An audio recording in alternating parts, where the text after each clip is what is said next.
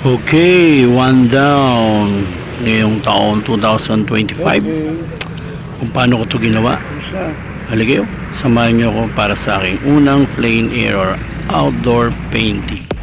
Hello guys, muli bubuksan ko uli ang lakbay pinta na dati kong ginawa nung pandemya. Ikot lang ako ng ikot noon.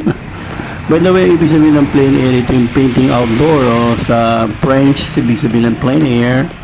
Ibig sabihin, guguhit sa labas, dama ang hangin, pila-pil mo ang essence. Wow, essence talaga.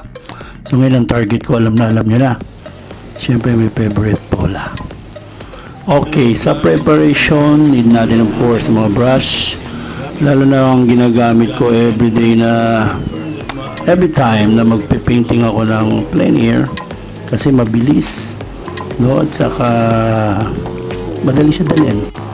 Ang watercolor kit ko, ito yan, watercolor, medyo luma na.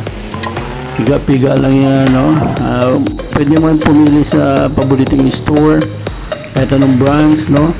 Walang problema yan. Ang importante, gagawa tayo ng isang kasaysayan.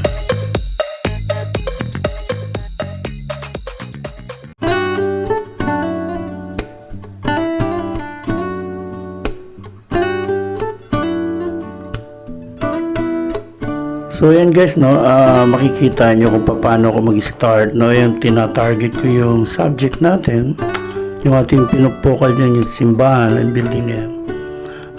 Partially abandoned. Dito ako sa Makati, pagitan yan ilog eh.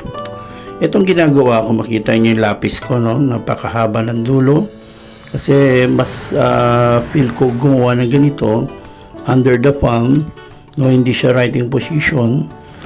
Sa gustong mag-try niyan, the best yan, madali nyo makukuha.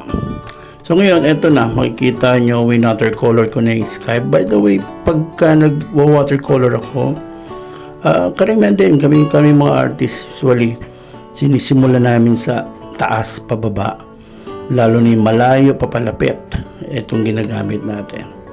So continue more details tayo kasi kailangan kahit paano, quick lang to quick painting lang to, hindi to masyadong kamukhaan, hawig-hawig lang kasi gagawin ko lang to within 15 to 20 minutes para matapos agad tong yang simbahan.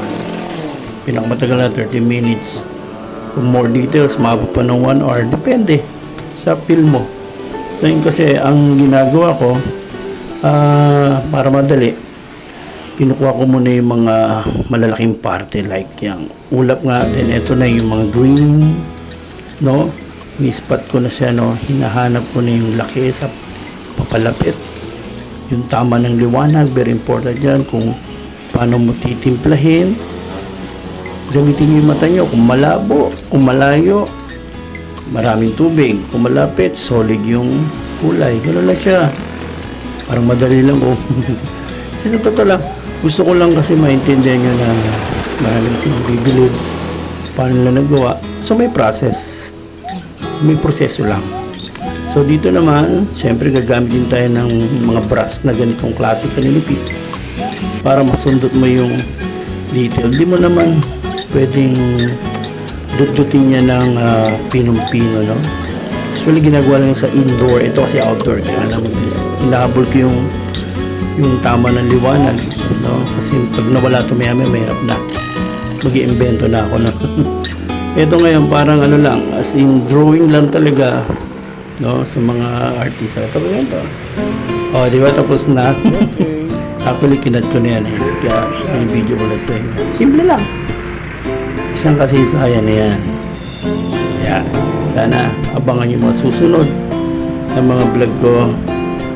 Ito naman ay para makita nyo rin ang magagandang simbahan natin dito. Umpisaan ko ulit dito sa Mandaluyong at sinimulan ko nga ito sa Paula. God bless. Kuya Joel po.